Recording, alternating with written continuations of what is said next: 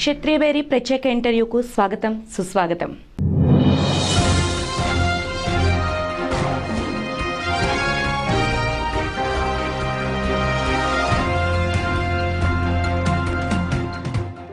ప్రాథమిక విద్య తప్ప ఉన్నత విద్యా వస్తువులు లేని స్వగ్రామం నుండి ఆంధ్ర యూనివర్సిటీ వైస్ ఛాన్సలర్గా నియమింపబడ్డ నిత్య విద్యార్థి ప్రొఫెసర్ నాగేశ్వరరావు గొల్లపల్లి పరిశోధనా రంగానికి యువతను ప్రోత్సహించేందుకు భగీరథ ప్రయత్నాలను చేస్తున్న ఆయన రసాయనిక శాస్త్రంలో అపార విద్యాధనులు.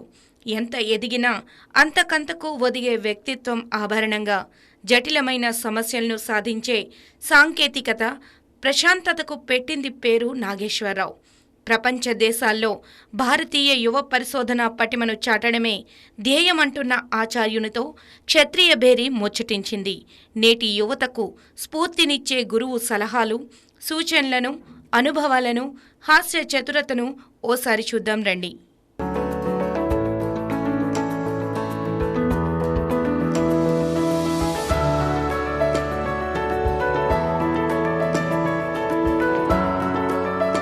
సార్ నమస్తే. సార్, 90 ఏళ్ల ఘన చరిత్ర గల ఆంధ్ర యూనివర్సిటీ వైస్ ఛాన్సలర్గా మీరు పదవిని స్వీకరించక ముందు, అంటే ఆ పదవిలోకి మిమ్మల్ని నియమిస్తారు అని ఒక వివరం మీకు తెలిసినప్పుడు మీరు ఎటువంటి ఫీలింగ్కి లోనయ్యారు? అది స్వీకరించిన తర్వాత ఆ పదవిలో మీరు నియమించబడి దాదాపు కొంత సమయం అవుతుంది. ఈ కాలం తర్వాత మీ ఫీలింగ్ ఇప్పుడు ఎలా ఉంది? దాన్ని మా ప్రేక్షకుల కోసం ఒకసారి. క్షత్రియ భేరి ప్రేక్షకులకు నమస్కారం అండి.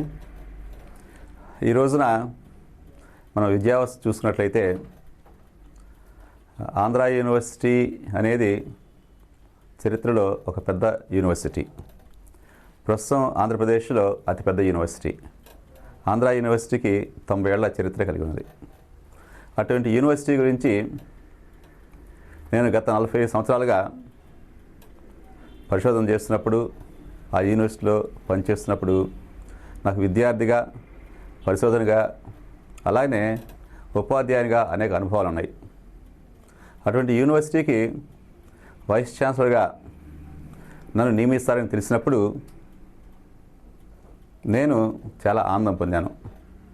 కారణం ఏంటంటే ఆంధ్ర యూనివర్సిటీకి డాక్టర్ కట్టమంచి రామలింగారెడ్డి, డాక్టర్ సర్వేపల్లి రాధాకృష్ణ లాంటి వారు వైస్ ఛాన్సలర్ చేసిన అదే యూనివర్సిటీకి నేను ఈ రోజున వైస్ ఛాన్సలర్ కాబోతున్నాను అనే విషయం తెలిసినప్పుడు చాలా గొప్పగా ఫీల్ అయ్యాను, చాలా అదృష్టంగా భావించాను.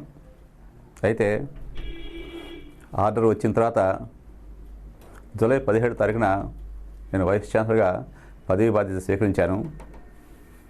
అప్పటి నుండి ఇప్పటికీ 6 నెలలు గడిచిపోయింది. ఈ 6 నెలల కాలంలో ఏదో కొంత చేద్దామని వచ్చాను,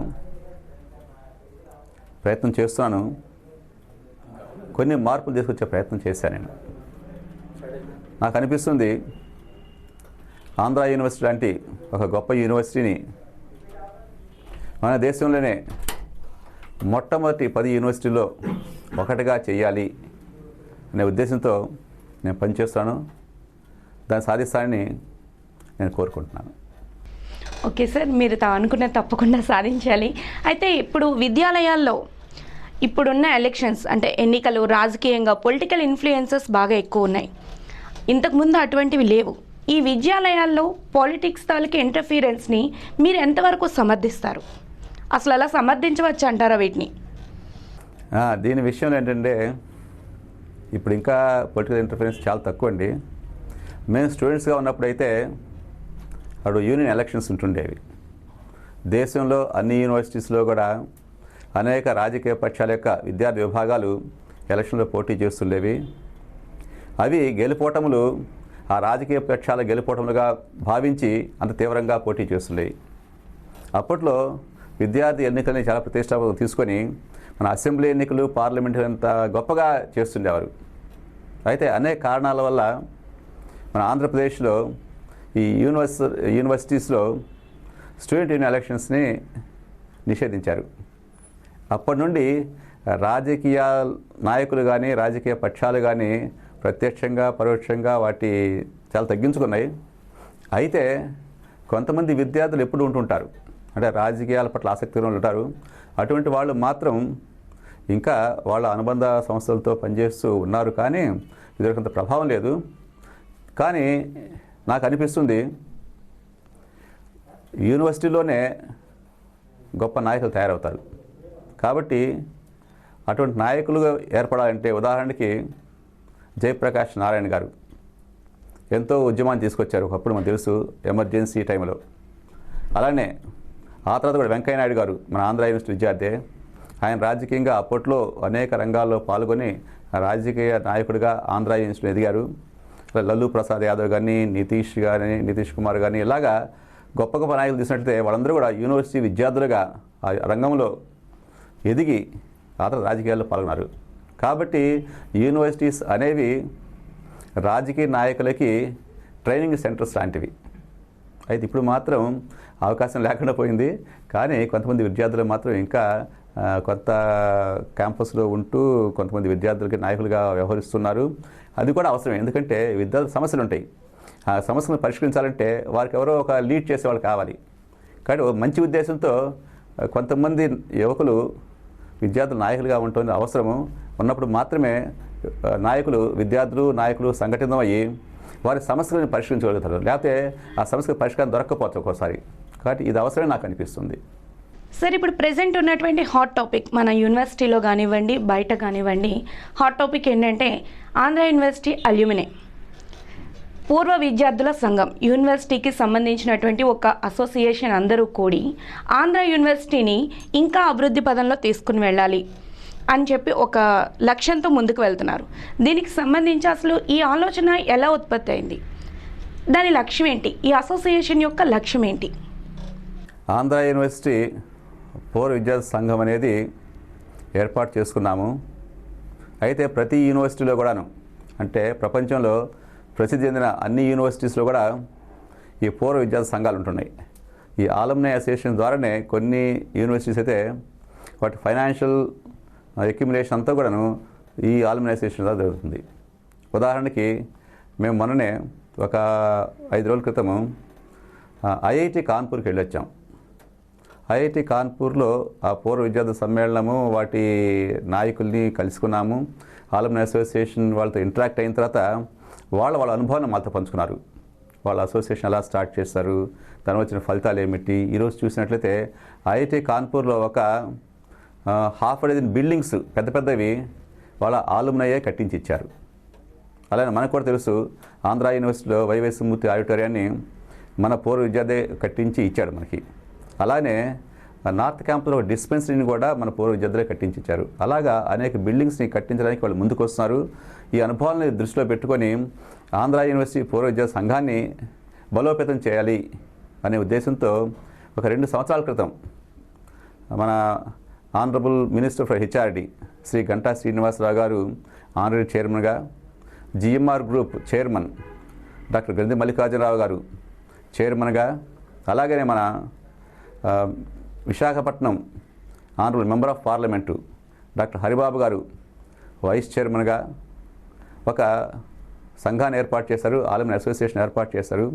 ఈ అసోసియేషన్ ద్వారా 2 సంవత్సరాలుగా మీటింగ్ పెడుతున్నారు. మొట్టమొదటి మీటింగు 2015 అక్టోబర్ 12 తారీఖు జరిగింది. మళ్ళీ నెక్స్ట్ ఇయర్ డిసెంబర్ 17, 2016 జరిగింది. దీనికి మీరు చూసే ఉంటారు, గంటా శ్రీనివాసరావు గారు, మన honourable chief minister Shri Nara Chandrababu Naidu గారు, వెంకయ్య నాయుడు గారు వచ్చారు, గ్రంథి మల్లికార్జునరావు గారు వచ్చారు, అలాగే బ్యాంక్ ఆఫ్ అమెరికా చైర్మన్ పూర్ణ సక్కుర్తి వచ్చారు.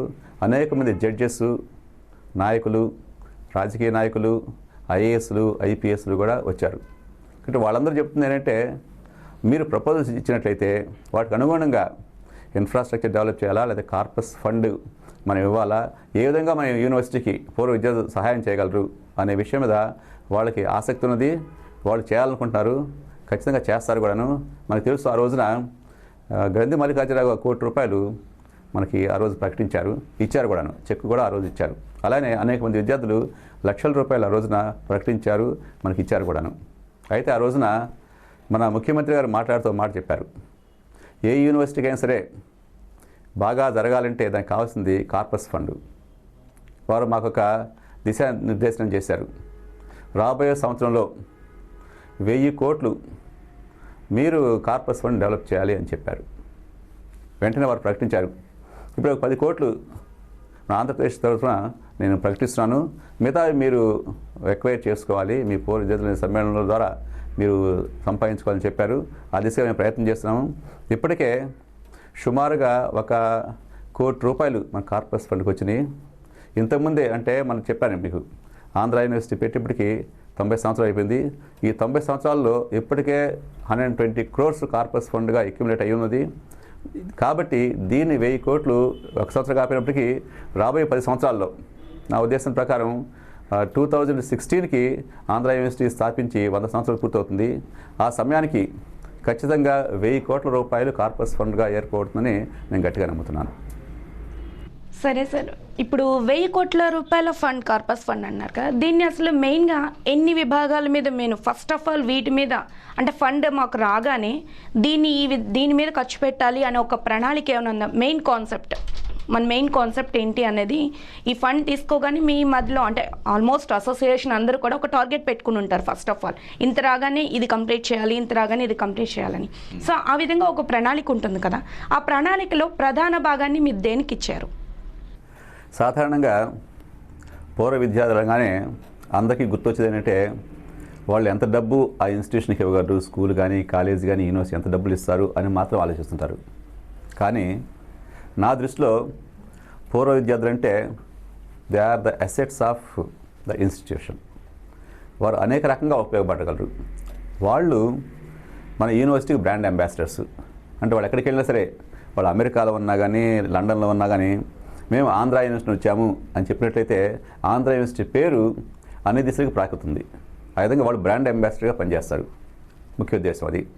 రెండోది ఏంటంటే వాళ్ళు చదువుకుని బయటకు వెళ్ళిన తర్వాత మళ్ళీ ఒక ఈ పేరుతో పూర్వ విద్యార్థుల సమ్మేళనం అనే పేరుతో ఒకసారి పిలిచినట్లయితే మళ్ళీ మన యూనివర్సిటీకి వచ్చి అందరూ కలుసుకున్నప్పుడు అప్పుడు వాళ్ళు చదువుకున్నప్పుడు కొన్ని అనుభవాల్ని మళ్ళీ నెమరు వేసుకుంటూ గుర్తు చేసుకుంటూ వాళ్ళు హ్యాపీగా ఎంజాయ్ చేస్తారు. వాళ్ళే కాకుండా ఫ్యామిలీస్ కూడా తీసుకొస్తారు. ఆ ఫ్యామిలీస్ కూడా వచ్చి వాళ్ళు చదువుకున్న ఆ ప్రదేశాలను చూడటము, అలానే వాళ్ళ పొందిన అనుభూతిని పంచుకోవటము, ఇది చాలా ఇంపార్టెంట్ పాయింట్ వాళ్ళ లైఫ్లో. రెండో పాయింట్ ఏమిటంటే ఆల్రెడీ చదువుకొని వెళ్ళిపోయారు, ఏదో రంగంలో స్థిరపడ్డారు, వాళ్ళు కొంత స్కిల్స్ ఎక్వైర్ చేశారు, అనుభవాన్ని పొందారు. ఆ అనుభవాన్ని ప్రస్తుతం ఉన్న విద్యార్థులతో పంచుకోవటం అనేది రెండో ఇంపార్టెంట్ పాయింట్. కొంతమంది ప్రొఫెసర్స్గా చేస్తున్నారు, కొంతమంది ఎంటర్ప్రెన్యూర్స్గా చేస్తున్నారు, కొంతమంది బిజినెస్ పీపుల్ ఉన్నారు. వాళ్ళు మళ్ళీ వెనక్కి వచ్చి ఇక్కడ యూనివర్సిటీ విద్యార్థులతో, ఫర్ ఎగ్జాంపుల్ బిజినెస్ పీపుల్ ఉన్నారు, ఇక్కడ ఎంబీఏ చదివే పిల్లలతో మాట్లాడటం, ఇంటరాక్ట్ అవ్వటం, వాళ్ళ లైఫ్ స్కిల్స్ని, లైఫ్ అచీవ్మెంట్స్ని షేర్ చేసుకోవటము, లైవ్ ఎక్స్పీరియన్సెస్ని, లైవ్ కేసెస్ని షేర్ చేసుకోవటము.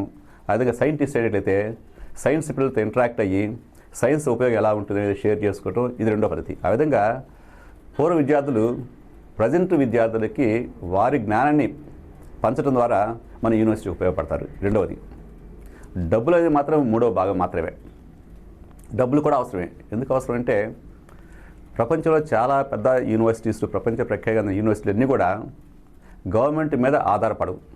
వారికి కావాల్సిన డబ్బులన్నీ కూడా ఆల్umni అసోసియేషన్ ద్వారా మాత్రమే సమకూర్చుకుంటున్నారు. ఉదాహరణ స్టాన్ఫర్డ్ యూనివర్సిటీ ఉన్నది. ఆ Stanford university corpus fund rise చేసింది పూర్వ విద్యార్థుల నుంచి. అది ఎంత ఉన్నదంటే వాళ్ళకి కావాల్సిన అంటే ఎంప్లాయీస్ శాలరీస్ ఇవ్వటం కానీ, ప్రొఫెసర్స్ శాలరీస్ ఇవ్వటం కానీ, బిల్డింగ్స్ మెయింటైన్ చేయడం కానీ, న్యూ బిల్డింగ్స్ కన్స్ట్రక్ట్ చేయాలని సరే ఆ కార్పస్ ఫండ్ నుండి మీట్ అవుతున్నారు. కాబట్టి ఎవరి మీద ఆధారపడాల్సిన అవసరం లేదు ఈ రోజున. అదే మన రాష్ట్రంలో ఉన్న గవర్నమెంట్ యూనివర్సిటీస్ అయితే బ్లాక్ గ్రాంట్ రూమ్లో ప్రతి సంవత్సరం కూడా గవర్నమెంట్ మీద ఆధారపడాల్సిన పరిస్థితి వస్తుంది. నా ఉద్దేశం ఈ ఆల్umnization ద్వారా కొంత కార్పస్ ఫండ్ డెవలప్ చేసినట్లయితే, ఏదైతే మన చంద్రబాబు నాయుడు గారు 1000 crores అని చెప్పారు, ఆ 1000 crores కనుక ఎక్వైర్ చేసినట్లయితే వాటిని ఖర్చు పెట్టడం. కార్పస్ ఫండ్ ఎప్పుడు కూడా ఫిక్స్డ్ డిపాజిట్ ఇవ్వాల్సిందే, వాటిని ఖర్చు పెట్టే రైట్ ఎవరికి లేదు. వేసిన తర్వాత వచ్చిన ఇంట్రెస్ట్ మీద మీరు ఊహించుకోండి, 1000 crores కార్పస్ ఫండ్గా వేస్తే ప్రతి సంవత్సరం కొన్ని కోట్ల రూపాయలు వస్తుంది ఇంట్రెస్ట్ రూపంలో. దాన్ని ఖర్చు పెట్టడం ఇదొకటి. రెండోది ఏంటంటే పూర్వ విద్యార్థులు కొంతమంది ఇక మేము ఒక బిల్డింగ్ కట్టించేస్తాము, లేకపోతే మేము చదువుకున్న డిపార్ట్మెంట్లో బిల్డింగ్ రెనోవేట్ చేస్తాము, దానికి కావాల్సిన ఎడిషనల్ బిల్డింగ్ని మేము కట్టిస్తాము, కొన్ని రూమ్స్ కట్టించేస్తాము, అలా కొంత అకామిడేషన్ ఇన్ఫ్రాస్ట్రక్చర్ని వాళ్ళు డెవలప్ చేయటం. ఈ విధంగా ఈ కార్పస్ ఫండ్ వచ్చినట్లయితే వచ్చిన ఇంట్రెస్ట్తో కొంత చేయటము, ఇది కాకుండా ఎక్స్ట్రా మనీ వచ్చేటప్పుడు వాటితో ఇన్ఫ్రాస్ట్రక్చర్ డెవలప్ అవటం. ఆ విధంగా infrastructure development, maintenance of the university, ఎంప్లాయీస్కి శాలరీస్ ఇవ్వటం. ఈ 3 రకాలుగా మన ఆలమ్నీ ఫండ్ను మనం ఉపయోగించుకోవచ్చు. ఓకే సార్, ఒక ప్రణాళికాబద్ధంగా యూనివర్సిటీ అభ్యుదయానికి దీన్ని వాడడానికి మీరు సిద్ధంగా ఉన్నారని చెప్పారు. ఓకే సార్, ఇప్పుడైతే ప్రెజెంట్ మీరు వీసీగా రాకముందు కొన్ని కథనాలు వెలువడ్డాయి మీడియాలో. ఏంటంటే అవి వీసీ పోస్ట్కి వచ్చినటువంటి అభ్యర్థులపైన లేదా ఆ నియామకాలపైన పొలిటికల్ ప్రెజర్ ఎక్కువగా ఉంది, దానివల్లే నియామకం లేట్ అవుతుంది అని చెప్పి ఇలా కొన్ని కథనాలు వెలువడ్డాయి, రకరకాల కథనాలు. వీటన్నిటి మీద మా అందరికీ ఒక నెగిటివ్ ఒపీనియన్ కొంతమందికి ఉండిపోతుంది. దాన్ని క్లారిటీ చేయాల్సిన బాధ్యత మనందరి మీద ఉంది. సో అసలు ఇది వాస్తవం అంటారా, అవాస్తవం అంటారా, ఇలాంటివి ఏమైనా ఉన్నాయా అసలు? దీని విషయంలో ఒకప్పుడు మీరు చెప్పిన మాటలో కొంత వాస్తవం ఉండేది. ఇంతకుముందు జరిగిన నియామకాల్లో, అంటే మన యూనివర్సిటీ యొక్క వైస్ ఛాన్సలర్ చరిత్ర చూసినట్లయితే ఈ 50-60 సంవత్సరాల్లో కూడా అనేక యూనివర్సిటీ వైస్ ఛాన్సలర్ వేసినప్పుడు కొన్ని సందర్భాల్లో మాత్రము ఈ రాజకీయ నాయకుల ప్రభావం కానీ రాజకీయ వాతావరణం కానీ ఉంటుండేది. కానీ మీరు గత 2 సంవత్సరాలు గమనించినట్లయితే గత 2 సంవత్సరాల్లో వేసిన 15 యూనివర్సిటీస్ వైస్ ఛాన్సలర్ యొక్క గమనాన్ని చూసినట్లయితే అనిపిస్తుంది, ఈ రోజున అందరూ కూడా వారి రంగాల్లో ప్రతిభావంతులను మాత్రమే ఎంచుకున్నది ప్రభుత్వం. ప్రస్తుత ప్రభుత్వం అలాంటి వాళ్ళని ఎంచుకొని ఏ రాజకీయాలకు అవకాశం లేకుండా, వేరే వాటికి ఏమిటి ఆస్కారం లేకుండా ప్రతిభ ఆధారంగానే ఇవి నియామకాలు చేపట్టింది అని చెప్పడానికి ఒక ఉదాహరణ నేను. ఎందుకంటే మాట ఆంధ్ర యూనివర్సిటీలో నా పేరు వచ్చినప్పుడు చాలా నమ్మలేదు. ఎందుకంటే నేను ప్రొఫెసర్గా తెలుసు తప్ప నాకు రాజకీయంగా ఎవరితోనూ అనుబంధం లేదు, పలుకుబడి కూడా లేదు, ఏ రాజకీయాన్ని ఆశ్రయించలేదు. కాబట్టి ఎవరు నా పేరు వచ్చినప్పుడు ఏమనుకున్నారంటే రాదులే, ఏదో పేరు ఫ్లోట్ అయింది అనుకున్నారు. కానీ నిజంగా నియామకం వచ్చిన తర్వాత అప్పుడు అందరికీ అర్థమైంది, ప్రతిభ ఆధారంగా మాత్రమే ఆంధ్ర యూనివర్సిటీ వైస్ ఛాన్సలర్ వేశారు అని అర్థమైంది. కాబట్టి ప్రస్తుత నియామకాలు మాత్రం ఏ రాజకీయాలకు తావు లేకుండా, ఏ రాజకీయ అండ లేకుండా కూడా వైస్ ఛాన్సలర్గా నియమపడవచ్చును అని ప్రూవ్ అయింది. సార్, మరి వీసీ కంటే ముందుగా ఒక గురువుగా యూనివర్సిటీలో విద్యార్థులందరికీ బాగా తెలుసు, రసాయనిక శాస్త్రంలో మీరు పరిపూర్ణంగా చాలా పరిశోధనలు చేసి ఎన్నో బుక్స్ రాసినటువంటి అనుభవం మీకుంది. సో ఒక గురువుగా మీరు విద్యార్థికి చెప్పే ముందు బోధన అనేది ఏ విధంగా చేస్తారంటే ప్రాక్టికల్గా వాళ్ళకి ఇది ఇలా ఉంటుంది అని చెప్పడంలోనా, లేదు అంటే ఒక ఓరల్గా మన నార్మల్గా ఒక ప్రొఫెసర్స్ కానీ ఏదైనా లెక్చరర్స్ కానీ ఒక ఓరల్గా చెప్పేసి ఇది ఇలా ఉంటుంది, ఈ రియాక్షన్ ఇలా ఉంటుంది, ఈ కెమికల్స్ ఇలా కలిపితే ఇలా అవుతుందని చెప్పేయడంలోన దేని మీద ఎక్కువగా మీరు కాన్సన్ట్రేట్ చేస్తారు? టీచింగ్ అనేటప్పటికీ అది ఆర్ట్స్ అయినప్పటికీ సైన్స్ అయినప్పుడు 2 రకాలు ఉంటాయి. అదే ఆర్ట్స్ విభాగంలో అయితే ఏం చేస్తారంటే మీరు థియరీ చెప్తారు, తర్వాత కేస్ స్టడీస్ డిస్కస్ చేస్తారు. అదే సైన్స్ వాళ్ళు అయితే థియరీ చెప్తారు, ప్రాక్టికల్స్ కూడా చేస్తారు. బట్ నేను కెమిస్ట్రీ ప్రొఫెసర్ని కాబట్టి మాకు ప్రతిరోజు ఉదయం థియరీ క్లాసెస్ ఉంటుండే, ఆఫ్టర్నూన్ ఏమో ల్యాబ్స్ ఉంటాయి. కాబట్టి మార్నింగ్ థియరీ చెప్తాము, ఆఫ్టర్నూన్ ల్యాబ్స్లో ప్రాక్టికల్స్ కూడా చేస్తాం. మా కెమిస్ట్రీ పర్టికులర్ ఏమిటంటే ప్రాక్టికల్ కాంపోనెంట్ ఎక్కువ థియరీ కన్నా కూడాను. ఎందుకంటే మనకు తెలుసు ఈరోజు ఫార్మా ఇండస్ట్రీస్ అన్నీ కూడా మనకి పైడి భీమవరం కానీ, లేకపోతే నేను పరవాడ కానీ, హైదరాబాద్లో కానీ ఎక్కడ చూసినప్పుడు ఈ ఫార్మా ఇండస్ట్రీస్లో వాళ్ళకి కావాల్సింది ప్రాక్టికల్ ట్రైనింగ్ ఉన్న కెమిస్ట్రీ వాళ్ళు కావాలి. అందుకని మా ఎంఎస్సీ ప్రోగ్రామ్ ఎప్పుడు కూడా ప్రాక్టికల్ ఇంటెన్సివ్ కోర్సు. కాబట్టి థియరీ కన్నా కూడా ప్రాక్టికల్స్ ఎక్కువ ఉంటాయి. కాబట్టి మేము అక్కడ ఫార్మా ఇండస్ట్రీలో ఏం జరుగుతుంది, లేకపోతే వేరే కెమికల్ ఇండస్ట్రీస్లో ఏం జరుగుతుందో అవి లైవ్ ఎగ్జాంపుల్స్ని మేము తీసుకొచ్చి వాళ్ళకి చూపిస్తాము. ఆ విధంగా మాది ప్రాక్టికల్ కాంపోనెంటే ఎక్కువ ఉంటుంది థియరీ కన్నా కూడా. సార్, విద్యాపరంగా చూసుకుంటే ఇప్పుడు ఉన్నటువంటి పరిస్థితులు ఒకప్పటి పరిస్థితులకి చాలా భిన్నంగా ఉన్నాయి. అంటే ఒకప్పుడు విద్యార్థి అనగానే నిత్యం ఏదో ఒక దాన్ని మన్నం చేసుకుంటూ గురువు చెప్పింది తూచా తప్పకుండా పాటించే విధానాలు ఒకప్పటివి. ఇప్పుడు విధానాలు అందుకు వ్యతిరేకంగా ఉన్నాయి. ఈ విధానం వల్ల మన విద్యార్థులు, ఇప్పుడున్న యువత దేన్ని కోల్పోతున్నారు? మన భారతదేశం నుండి పరిశోధనా రంగంలో విద్యార్థుల కొరత చాలా తక్కువ, చెప్పాలంటే బాగా ఎక్కువగా ఉంది. ఎవరు కూడా పరిశోధనా రంగం వైపు మొగ్గు చూపే వాళ్ళు చాలా తక్కువగా ఉన్నారు. ఈ పరిస్థితి అసలు ఎందుకు నెలకొందంటారు? దీని విషయంలో మళ్ళీ మీతో నేను విభేదిస్తున్నాను. కారణం ఏంటంటే ఇంతకుముందు మనం చూసినట్లయితే అప్పట్లో ట్రైనింగు జాబ్ ఓరియంటెడ్గా ఉంటుండేది. కానీ ఉద్యోగం గురించి మాత్రమే విద్యార్థులు ప్రయత్నం చేస్తుండేవారు. మీకు తెలుసు BA చదివినా బీకామ్ చదివినా కానీ ఏదో క్లర్క్ ఉద్యోగం గ్రూప్ 1 గ్రూప్ 2 రాయాలి ఎగ్జామ్స్ అంతవరకు మాత్రం చదువుతుండేవాడు. కాబట్టి వాళ్ళ దృష్టి ఎప్పటికి కూడా ఎంతసేపటికి థియరీ చదవాలి, ఎగ్జామినేషన్స్ అటెంప్ట్ చేయాలి, దానిలో క్వాలిఫై అవ్వాలి, అంత మాత్రమే ఉంటుండేది. కానీ ఈరోజు మనం చూస్తున్నాము విద్యార్థుల ఐక్యూ పెరుగుతుంది. మీరు గమనించి ఉంటారు, ఇదివరకుతో కంపేర్ చేస్తే విద్యార్థుల ఐక్యూ ప్రతి సంవత్సరం పెరుగుతూనే ఉంది. కాబట్టి జనరేషన్స్ మారినప్పుడు ఐక్యూ పెరుగుతుంది. అంటే పిల్లలు తెలివి తక్కువ వాళ్ళు కాదు, వాళ్ళు బాగా చదువుకోగలరు. అయితే ఏంటంటే చదువు ఒక్కటి మాత్రమే కాదు జీవితంలో అనే ఒక దృక్పథం ఏర్పడింది ఈ రోజున. మీకు ఒక ఎగ్జాంపుల్ చెప్తాను. స్విట్జర్లాండ్లో జీడిపి ప్రపంచంలో అన్ని దేశాల కన్నా ఎక్కువ ఉన్నది. ఎందుకు ఎక్కువగా ఉన్నది అనే ఒక సర్వే చేసినప్పుడు ఆ సర్వే తెలిసింది ఏమిటంటే అక్కడ హై స్కూల్కి వచ్చిన దగ్గర నుండి విద్యార్థి కొత్త ఆవిష్కరణల వైపు ప్రయత్నం చేస్తుంటాడు. అంటే 6th స్టాండర్డ్కి వచ్చేటప్పటికే ఆ పిల్లవాడు ఎంటర్‌ప్రెన్యూర్గా తయారవుతున్నాడు, న్యూ ఇన్నోవేషన్స్ చేస్తున్నాడు. దీని ద్వారా ఏమవుతుందంటే అతను సొంతంగా సంపాదించిన 6వ తరగతి నుంచి మొదలు పెడుతున్నాడు. అంతేకాదు మన దేశం రిటైర్మెంటు 55 సంవత్సరాలకి 60 సంవత్సరాలు రిటైర్ అయిపోతాడు, అయిపోయిన తర్వాత ఇంట్లో ఖాళీ కూర్చోనే కాన్సెప్ట్ ఉంది. కానీ ప్రపంచంలో 80 years 90 years వచ్చిన తర్వాత కూడా ఇంకా బిజినెస్ చేస్తున్నారు, అనేక రంగాల్లో వాళ్ళు సంపాదిస్తూనే ఉన్నారు. ఆ విధంగా డబ్బు సంపాదించడం అనేది ఉద్యోగం చేసి మాత్రమే కాదు, సొంతంగా ఎంటర్‌ప్రెన్యూర్ మారి కూడా మనం డబ్బు సంపాదించవచ్చును, మరో నలుగురికి ఉద్యోగాలు కల్పించవచ్చును, ఇంకా మనం అనేక రంగాల్లో నిష్ణాతులు కావచ్చు అనే మనస్తత్వం ఈరోజు విద్యార్థులు ఏర్పడింది. అందువలన చదువు మీద మాత్రమే కాకుండా మిగిలిన వాటి మీద కూడా మన వాళ్ళు కాన్సన్ట్రేట్ చేస్తారు. మనం చూస్తున్నాం బీటెక్ విద్యార్థులు ఒకప్పుడు బీటెక్ అయిపోగానే గవర్నమెంట్ ఉద్యోగం ఏం వస్తుందని చూస్తున్నాడు. ఈరోజు బీటెక్ వాళ్ళు ఉద్యోగం గురించి ఆలోచించలేదు. కొత్త స్టార్టప్ ప్రోగ్రామ్ ఏం పెట్టాలి, కొత్త యాప్ ఏం డెవలప్ చేయాలి, కొత్త కంప్యూటర్ ప్రోగ్రామ్ డెవలప్ చేసి ఎలా అమ్ముకోవాలి. మీకు తెలుసు మైక్రోసాఫ్ట్ కానీ లేకపోతే ఇవన్నీ కూడా అలా వచ్చినాయి, కొత్తగా వచ్చినాయి. Naukri.com కానీ 99acres.com కానీ ఇవన్నీ మన వాళ్ళు తయారు చేసినవే. కాబట్టి కొత్తగా ఆవిష్కరణలు తయారు చేసి వాటిని మార్కెట్లో అమ్ముకోవడం ద్వారా ఎంటర్‌ప్రెన్యూర్స్ తయారవుతున్నారు. కాబట్టి ఉద్యోగం గురించి మాత్రమే పిల్లలు చదవట్లేదు, వాళ్ళ ఆవిష్కరణల గురించి వాళ్ళ ఎంటర్‌ప్రెన్యూర్షిప్ గురించి చదువుతున్నారు. కాబట్టి ఈ విధంగా కూడా ఈ రంగాల్లో కూడా మన వాళ్ళు చాలా బాగా ఉన్నారు. అంటే మన ఇండియన్ విద్యార్థులు బాగా చదువుతున్నారు. ఉదాహరణ ఏంటంటే సాఫ్ట్వేర్ రంగమే. మీరు చూడండి, ప్రపంచంలో సాఫ్ట్వేర్ రంగంలో పనిచేసే వాళ్ళు అత్యధికులు ఎవరంటే మన భారతీయులే. అమెరికా వెళ్ళినట్లయితే సుమారుగా ఇప్పటికి కూడా about 40% of software engineers are Indians. మీరు సిలికాన్ వ్యాలీకి వెళ్తే అక్కడ అందరూ కనిపిస్తే మన ఇండియన్సే, వాళ్ళు మెజారిటీ తెలుగు వాళ్ళే.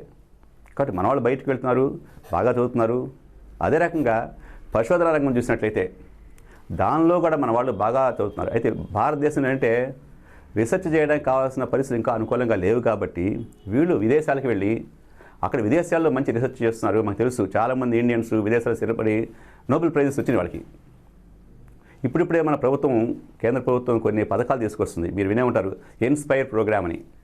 ఆ ఇన్స్పైర్ ప్రోగ్రామ్ ద్వారా ఏం చేస్తుందంటే హై స్కూల్ పిల్లల్లోనే సైన్స్ పట్ల ఆసక్తి పెంపొందించడం, అలానే ఎవరైనా సరే ఇంటర్మీడియట్ అయిపోయిన తర్వాత ఇంజనీరింగ్ కాకుండా డిగ్రీ చదివినట్లయితే, సైన్స్ డిగ్రీ చదవటం మొదలుపెట్టినట్లయితే సైన్స్ డిగ్రీ, పీజీ, పిహెచ్డీ ఎంత చదువుకున్నా సరే సైన్స్ వైపు చదువుకోవటం మొదలుపెడితే ఎంతవరకు చదువుకుంటారో అంతవరకు స్కాలర్షిప్స్ ఇస్తుంది, ఫెలోషిప్స్ ఇస్తుంది. అది కూడా స్మాల్ అమౌంట్స్ కాదు. Per month almost 15,000 to 25,000 rupees scholarship ఫామ్లో ఇచ్చి గవర్నమెంట్ ఎంకరేజ్ చేస్తుంది ఇప్పుడు. కారణం ఏంటంటే సైన్స్ అభివృద్ధి చెందితేనే టెక్నాలజీ వస్తుంది. కాబట్టి సైన్స్ ప్రాథమిక విద్య, సైన్స్ ప్రాథమికంగా ఉండాలి అనే ఉద్దేశంతో గవర్నమెంట్ ఆఫ్ ఇండియా కూడా ఈరోజు చేస్తుంది. ఆ విధంగా రాబోయే రోజుల్లో నేను అనుకుంటున్నాను భారతదేశం నుండి కూడా నోబెల్ లారెట్స్ ఎక్కువ మంది తయారవుతారు. మనం మొన్న విన్నాము సైన్స్ కాంగ్రెస్ టైంలో మన చీఫ్ మినిస్టర్ గారు ఒక ప్రకటన చేశారు. మన భారతదేశంలో ఎవరికైనా సరే నోబెల్ ప్రైజ్ వచ్చినట్లయితే 100 కోట్ల రూపాయలు నేను ఇస్తానని చెప్పారు. ఆ విధంగా గవర్నమెంట్స్ అన్నీ, అటు కేంద్ర ప్రభుత్వం కానీ రాష్ట్ర ప్రభుత్వం కానీ సైన్స్ని ఎంకరేజ్ చేస్తున్నాయి, అనేక పథకాలు ప్రవేశపెడుతున్నాయి. కాబట్టి రాబోయే రోజుల్లో ఖచ్చితంగా మన భారతదేశం నుండి నోబెల్ లారెట్స్ తయారవుతుందని నేను కోరుకుంటున్నాను. ఓకే సార్, ఆంధ్ర యూనివర్సిటీలో 150కి పైగా విభాగాలు ఉన్నాయి. వాటిలో కొన్ని అమలు కావడం లేదు, కొన్ని కోర్సుల్ని అమలు చేయడం కుదరడం లేదు, వాటిని ఆపేసిన సందర్భాలు కూడా ఉన్నాయి. అసలు ఎందుకు ఆ కోర్సులు అమలు కావడం లేదు, వాటి మీద యువతకి ఎందుకు ఆసక్తి కలగడం లేదు, వాటిని ఎందుకు అసలు అసాంప్రదాయబద్ధమైనటువంటి కోర్సులు అని చెప్పడం జరుగుతుంది, వాటిని ఇవి ఎందుకు వెనక్కి వెళ్ళిపోయి వీటిని ముందుకు తీసుకురావడానికి మీ పరంగా మీరు చేస్తున్నటువంటి చర్యలేంటి? మీరు చెప్పినట్లుగా ఆంధ్ర యూనివర్సిటీలో 150 కోర్సులు ఉన్నట్టు మాది వాస్తవమే. ఇప్పటికీ 65 డిపార్ట్మెంట్లో సుమారుగా 100 కోర్సులు పైనే ఉన్నాయి. అయితే కొన్ని కోర్సులు ఎందుకు లేవు అంటే మనం చూస్తూ ఉన్నాము, కొత్త కోర్సులు వస్తున్నాయి, పాత కోర్సులు పోతూ ఉంటాయి. మన 90 ఏళ్ల చరిత్ర ఉన్న ఆంధ్ర యూనివర్సిటీలో ఉన్న కోర్సులు బహుశా మన ఆంధ్రాలో ఏ యూనివర్సిటీలో లేవు. కొన్ని కోర్సులు ఆదాయం తగ్గిపోతుంటుంది. దాంతోపాటుగా వాటిని అంటే కాలానుగుణంగా ఆ కోర్సుని క్లోజ్ చేయటము, ఏవైతే అవసరం ఉందో ఆ కొత్త కోర్సులు స్టార్ట్ చేయడం. ఒకప్పుడు చూడండి, కంప్యూటర్ సైన్స్ కోర్సు లేదు, ఐటీ లేదు. ఈరోజు ఐటీ ఇంపార్టెంట్ అయిపోయింది. మీరు చూసే ఉంటారు, ఒకప్పుడు ఈసీఈ వాళ్ళకి ఫస్ట్ ప్రిఫరెన్స్ ఇచ్చారు బీటెక్లో, తర్వాత కంప్యూటర్ సైన్స్కి వెళ్ళాడు. కానీ ఈ రోజున కంప్యూటర్ సైన్స్ ఫస్ట్ ప్రిఫరెన్స్, తర్వాతనే ఈసీకి వెళ్తున్నారు. ఆ విధంగా కాలానుగుణంగా కోర్సులు మారుతుంటాయి, వాటి ప్రాధాన్యత మారుతుంటుంది. కాబట్టి మేము కూడా దాంతోపాటుగా సిలబస్ మారుస్తుంటాము, కోర్సెస్ మారుస్తుంటాము. అంటే we are dynamic system. This is a dynamic system where we go on changing the courses and also the syllabi. ఆ విధంగా మారుతుంటుంది. విదేశీ యూనివర్సిటీస్కి మన రాష్ట్రంలో ఉన్నటువంటి యూనివర్సిటీస్కి విద్యా వ్యవస్థలో కానీ ఉపాధి కల్పనలో కానీ చాలా వ్యత్యాసాలు ఉన్నాయని చెప్పేసి కొందరు విశ్లేషకుల మాట సార్ ఇది.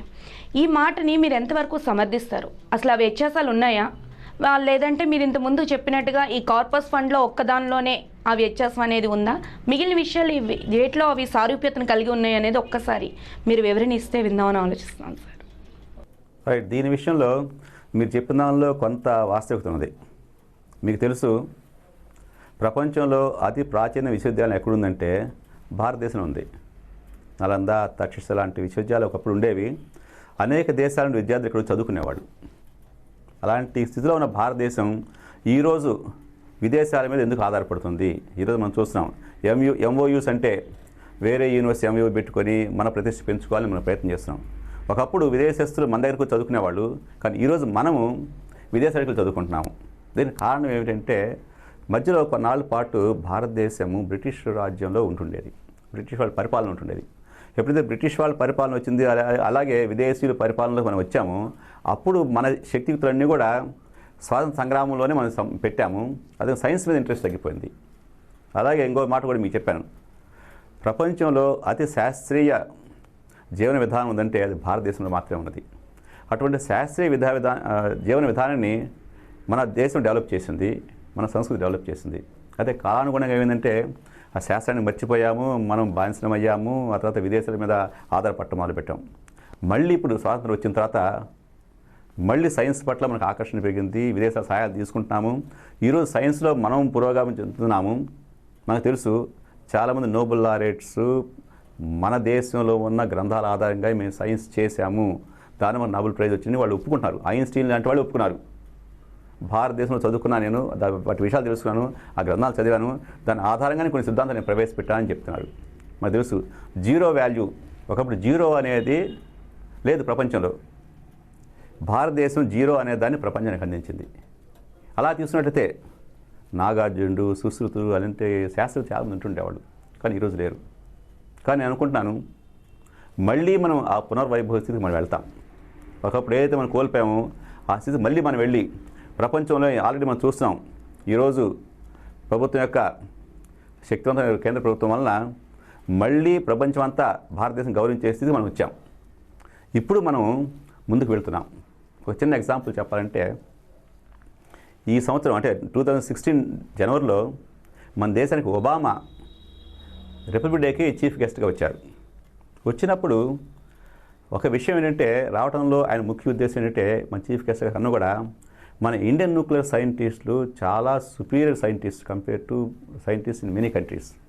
కాబట్టి మన న్యూక్లియర్ సైంటిస్టులు వాళ్ళ న్యూక్లియర్ సైంటిస్ట్కి ట్రైనింగ్ ఇవ్వడానికి నరేంద్ర మోడీని అడగడానికి వచ్చారు. అంటే మన న్యూక్లియర్ సైంటిస్టులు ఎంత గొప్ప వాళ్ళు ఊహించుకోండి. అంటే మన వాళ్ళు వచ్చి అమెరికన్లకి ట్రైనింగ్ ఇవ్వాలని వాళ్ళు కోరుకుంటున్నారు ఈ రోజున. ఇంకో రెండో చూడండి, స్పేస్. ఇప్పుడు మనం పేపర్లో చూస్తున్నాం, వచ్చే నెలలో మనం 103 శాటిలైట్స్ని, 100 విదేశీ శాటిలైట్ని, ఒక 3 మన శాటిలైట్ని అంతరిక్షంలో పంపించడానికి మన ప్రభుత్వం ఇస్రో నిర్ణయించింది. ఒకప్పుడు మన శాటిలైట్ ఉపగ్రహ కక్షలో ప్రవేశపెట్టాలంటే విదేశాలను ఆధారపడి ఉండేవాళ్ళం. అలాంటి ఈ రోజునే విదేశాల ఉపగ్రహాలను మనం ప్రవేశపెడుతున్నాం. ఆ విధంగా మన ఇస్రో సైంటిస్టులు, స్పేస్ సైంటిస్టులు కూడా ప్రపంచంలో నెంబర్ 1 అని ప్రూవ్ చేశారు. అదే సైన్స్ రంగంలో కూడా అటు న్యూక్లియర్ సైన్స్ కానీ ఇటు స్పేస్ కానీ వీటిలో మన అనేక రంగాల్లో బయాలజీలో కానీ మనం వృద్ధి చెందుతున్నాము. ఖచ్చితంగా రాబోయే రోజుల్లో ప్రపంచ దేశాలతో సమానంగా సైన్స్ రంగంలో అభివృద్ధి చెందుతాము. కొనాలు నేను అనుకుంటాను వాళ్ళని దాటి ఇంకా ముందుకు వెళ్తాము. ఓకే సార్, ఇప్పుడు అప్రోప్రియేట్గా మనం ఒక మాట మాట్లాడుకోవాలి. అది ఏంటంటే జ్యోతిష్య శాస్త్రం. ఇది కూడా మన పురాతన శాస్త్రమే.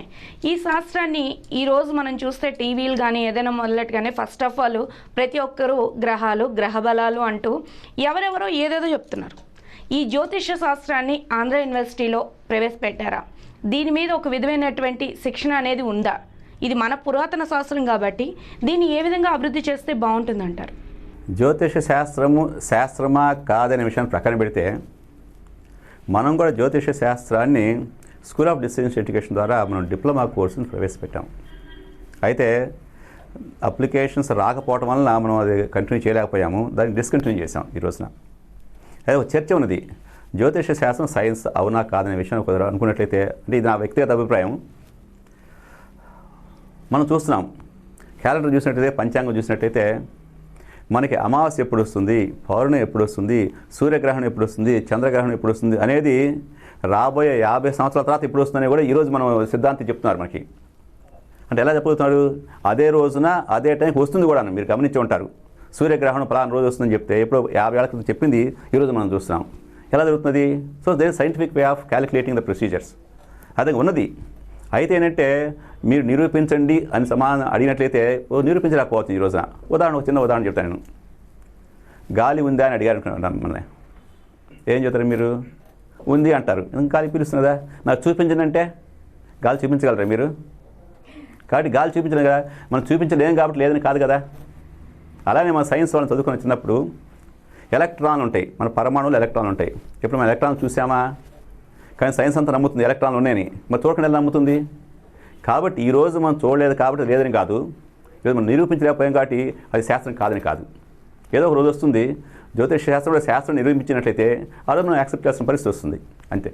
సార్, ఇప్పటి వరకు మనం మాట్లాడుకున్నవన్నీ వృత్తిపరంగా మాట్లాడుకున్నాం. ఇప్పుడు మీ వ్యక్తిగత విషయాలకు వస్తే, మిమ్మల్ని ఈ స్థాయిలో నిలబెట్టినటువంటి గురువులు, మీ బాల్యం, అసలు మీరు విద్యా వ్యవస్థ వైపు, ఈ రీసెర్చ్ వైపు కానీ సైన్స్ వైపు కానీ మీరు ఎలా అట్రాక్ట్ అయ్యారు? మిమ్మల్ని ఇటుపక్క నెట్టినటువంటి పరిస్థితులు ఏంటి? వీటి గురించి మేము తెలుసుకోవాలనుకుంటున్నాం. అయితే నా విద్యా విషయాలకు వచ్చినట్లయితే చాలా న్యూస్ పేపర్లు అంతా వచ్చింది కూడాను. It's open now. ఒక చిన్న గ్రామం నుండి, ఒక పూర్ ఫ్యామిలీ నుండి వచ్చా నేను. అయితే అప్పట్లో చదువుపై మా పేరెంట్స్కి అవగాహన లేదు. ఏదో చదువుకోవడానికి స్కూల్కి వెళ్తుండేవాడిని. మా టీచర్స్ కొంచెం ఎంకరేజ్ చేస్తుండేవాళ్ళు. అంటే తరగతిలో నేను బాగా చదువుతానని పేరు వచ్చింది నాకు. వాళ్ళు ఎంకరేజ్ చేయడం వల్ల ఎలిమెంటరీ ఎడ్యుకేషన్ అయిన తర్వాత హై స్కూల్కి వెళ్ళాను, హై స్కూల్ అయిపోతే కాలేజీకి వెళ్ళాను. అలా చదువుకుంటూ వెళ్తున్నాను. ఈ క్రమంలో కొంతమంది టీచర్స్ నన్ను ఇన్స్పైర్ చేశారు. అంటే ఇగో ఈ చదువుకోవాలి, చదువు ఆపకూడదు అనే విషయాన్ని వాళ్ళు నన్ను కంటిన్యూ చేయమని చెప్పడం వల్ల వాళ్ళ ఇన్స్పిరేషన్తో నేను చదువు కంటిన్యూ చేస్తున్నాను. ఆ విధంగా చదువుకున్నాను. చదువుకున్న తర్వాత అయితే ఎంఎస్సీ అయిపోయిన తర్వాత ఒక 2 అవకాశాలు నాకు వచ్చినాయి. ఇంటికి వెళ్ళిపోయి వేరే ఉద్యోగం వెతుక్కోవటమా, లేకపోతే ఎక్కడే ఉండి రీసెర్చ్ చేయటమా అనే విషయం వచ్చినప్పుడు మా ప్రొఫెసర్ ఒక అతను సజెస్ట్ చేశాడు.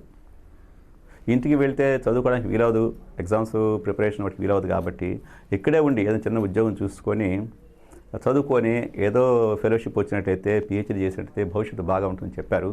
దాని ప్రకారమే నేను ఇక్కడ ఉన్నాను. ఇక్కడ ఉండి ఫెలోషిప్ వచ్చి నాకు సిఎస్ఆర్ యూజీసీ ఫెలోషిప్ వచ్చింది. అది వచ్చిన తర్వాత పిహెచ్డీ చేశాను. ఆ పిహెచ్డీ రావటం వల్ల నాకు ఆంధ్ర యూనివర్సిటీలో ప్రొఫెసర్గా ఉద్యోగం వచ్చింది. కాబట్టి అలా జీవితంలో అనేక స్టేజ్ల్లో కొంతమంది టీచర్లను ఇన్స్పైర్ చేశారు, కొంతమంది నన్ను డైరెక్ట్ చేశారు. వాళ్ళ ద్వారా నేను ఈరోజు ఈ స్థాయికి వచ్చాను. ఇప్పటి వరకు యూనివర్సిటీకి సంబంధించి చాలా విషయాలు మాట్లాడుకున్నాను సార్. అయితే ఎంఓయూలు కుదుర్చుకుంటున్నామని మీ మాటల్లో మీరు మాకు చెప్పారు. దాంతోపాటు మేము కూడా చాలా న్యూస్ పేపర్లోని, టీవీలోని చూడటం జరిగింది. ఇప్పటి వరకు యూనివర్సిటీలో చదువుకున్న విద్యార్థులకు ఉపాధి కల్పన పరంగా ఎన్ని ఎంఓయూలు కుదుర్చుకున్నారు? ఆ సంస్థలు ఇప్పటివరకు ప్లేస్మెంట్స్ కల్పించాయా? దీనికి సంబంధించి ఇంకా ఏమైనా, అంటే ప్రణాళికలు ఎప్పటికప్పుడు మారుతూ ఉంటాయి కాలానుగుణంగా, వచ్చే విద్యార్థుల సంఖ్య పెరుగుతోంది. సో ఉపాధి కల్పన సంఖ్య పెంచే విధంగా మీరు ఎటువంటి యోచనలు చేస్తున్నారు? ఎంఓయూలు ఈ విషయంలో 2 రకాలు ఉన్నాయండి. ఎంఓయూ ఒక రకం ఏంటంటే కొన్ని యూనివర్సిటీస్తో విదేశీ యూనివర్సిటీస్తో ఎంఓయూ చేసుకోవటం ఒకటి. దీని ద్వారా ఏమంటే స్టూడెంట్ ఎక్స్చేంజ్ ప్రోగ్రామ్స్ లేదా ఫ్యాకల్టీ ఎక్స్చేంజ్ ప్రోగ్రామ్స్ లేదా కొలాబరేటివ్ ప్రాజెక్ట్స్ పెట్టుకోవటం. దీని ద్వారా మన స్థాయిని పెంచుకోవటం, అంటే యూనివర్సిటీ స్థాయిని పెంచడానికి కొన్ని ఎంఓయూలు ఉపయోగపడతాయి. రెండో రకం ఏంటంటే ఇండస్ట్రీస్తో ఎంఓయూ పెట్టుకోవటం. ఇండస్ట్రీతో ఎంఓయూ పెట్టుకున్నట్లయితే దాని ఉపయోగం ఏంటంటే ఇండస్ట్రీకి మనకు యాక్సెస్ ఉంటుంది కాబట్టి మన స్టూడెంట్స్ వెళ్ళి అక్కడ ఇండస్ట్రీ ఏం జరుగుతుందో ప్రాక్టికల్గా నేర్చుకోవచ్చును. అలాగే మన ప్రాసెస్ కూడా వెళ్ళి లైవ్ స్టడీస్గా లైవ్ కేసెస్గా అక్కడ చూసి వచ్చి మళ్ళీ పిల్లలకు చెప్పవచ్చును. ఇదొక రకం. రెండోది ఏంటంటే ఇండస్ట్రీస్ అన్నిటి కూడా వాడికి ఎంప్లాయీస్ కావాలి కాబట్టి ఆ ప్రాస్పెక్ట్ ఎంప్లాయీస్ని మన యూనివర్సిటీకి వచ్చి సెలెక్ట్ చేసుకుని వాళ్ళ ఇన్స్టిట్యూట్ ట్రైనింగ్ ఇచ్చి వాళ్ళని ఎంప్లాయీస్గా తీసుకోవడం. దీని గురించి మనం ఇండస్ట్రీస్ ఎంఓయూ పెట్టుకుంటాం. కాబట్టి ఎంఓయూస్ రెండు రకాలు ఉంటాయండి. దానివల్ల ఎంప్లాయ్మెంట్ వస్తుంది, మన స్టూడెంట్ యొక్క స్కిల్స్ పెరుగుతాయి, మన టీచర్స్ స్కిల్స్ పెరుగుతాయి, యూనివర్సిటీ స్థాయి కూడా పెరుగుతుంది.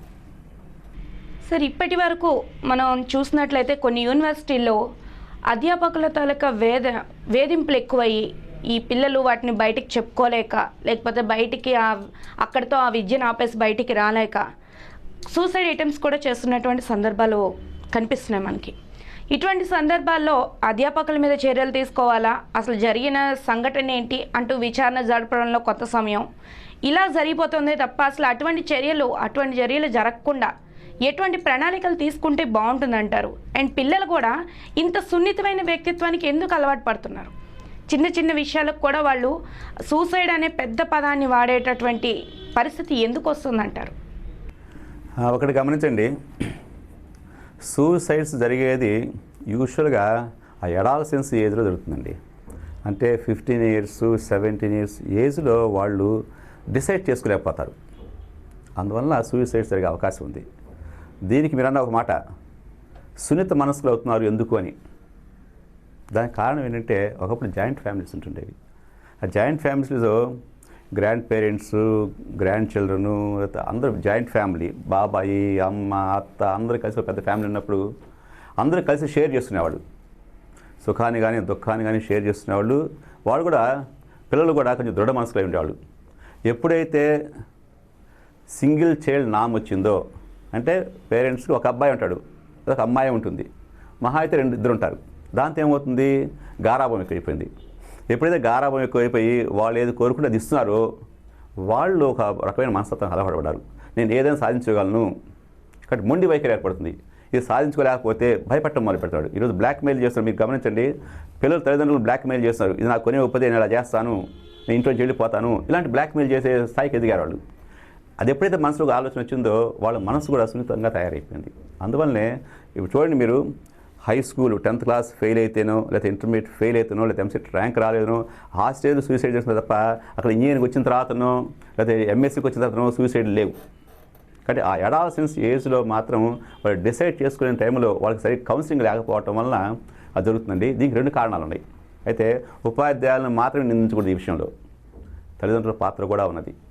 ఎందుకంటే మన పిల్లవాడు 10th class అయిపోయి ఇంటర్మీడియట్లోకి వచ్చిన తర్వాత వాడి స్థాయి ఏమిటి, వాడు ఈ కోర్సు చదవగలడా లేదా అని ఆలోచించకుండా ప్రతి తల్లిదండ్రులు ఏమనుకుంటారంటే మా వాడిని ఎంపీసీలో జాయిన్ చేయాలి, ఐఐటీ సీట్ తెచ్చుకోవాలి, ఇంతే ఆలోచిస్తున్నాడు. దానివల్ల ఏమవుతుంది, వాడి స్థాయి ఏమో మ్యాథమెటిక్స్ చదవలేని స్థాయి, కానీ మనం బలవంతంగా వాడి మ్యాథమెటిక్స్ చేంజ్ చేస్తున్నాం.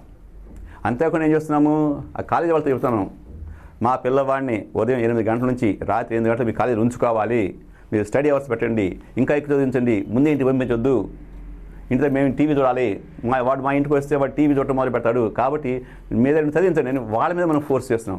దాంతో వాళ్ళు మాత్రం ఏం చేస్తారు, వాడు పిల్లల మీద బడ్డీ అంతా పడుతుంది. వాళ్ళు ఏం చేస్తారు, కూర్చోబెట్టి చదువు అని పట్టుకుని బెత్తం పట్టుకుని కూర్చుంటారు.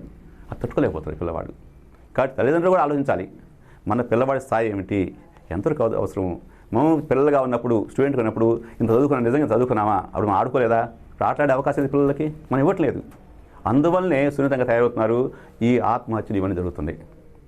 అదే కాలేజీకి వచ్చారనుకోండి, వాడు కొంచెం అడాలసెన్స్ దాటి బయటకు వస్తున్నాడు, ప్రజలు తిరుగుతున్నాడు, ఫ్రెండ్స్ తిరుగుతున్నాడు, కాబట్టి అర్థం చేసుకుంటున్నాడు పరిస్థితుల్ని. కాబట్టి టీచర్ల వేధింపులు అనేది కొంత మాత్రం నిజం తప్ప అంతా నిజం కాదు. సరే సార్, ఇప్పటి వరకు మీరు చెప్పిందంటే వేధింపులు అనేవి కొంతవరకు ఒక 50% కారణం, మిగిలిన రిమైనింగ్ మాత్రం వాళ్ళకి దృఢ సంకల్పాన్ని ఇవ్వలేకపోవడం తల్లిదండ్రుల వైఫల్యం అంటున్నారు. దీనికి మేము కూడా కొంతవరకు అంగీకరించాలి, తప్పదు, ఎందుకంటే పరిస్థితులు అలా ఉన్నాయి. అయితే ఇప్పటి వరకు యూనివర్సిటీలో చాలా విషయాలు జరుగుతూ వచ్చాయి. అంటే ర్యాగింగ్ అని, ఇలాగా హాస్టల్స్ సరిగ్గా లేవని, ఇలా కొన్ని కథనాలు వెలువడ్డాయి. అది బిఫోర్ మీరు ఛార్జ్ తీసుకోకముందు ఇటువంటి సంఘటనలన్నీ కూడా టీవీల్లో చాలా రకాలుగా హల్చల్ చేశాయి. హాస్టల్స్ పరిస్థితి బాగాలేదని, మెయింటెనెన్స్ బాగాలేదని, అక్కడ ఉన్నటువంటి వాతావరణంలో అసాంఘిక కార్యకలాపాలు జరుగుతున్నాయని, ఇలా చాలా రకాలటువంటి కథనాలు వచ్చాయి.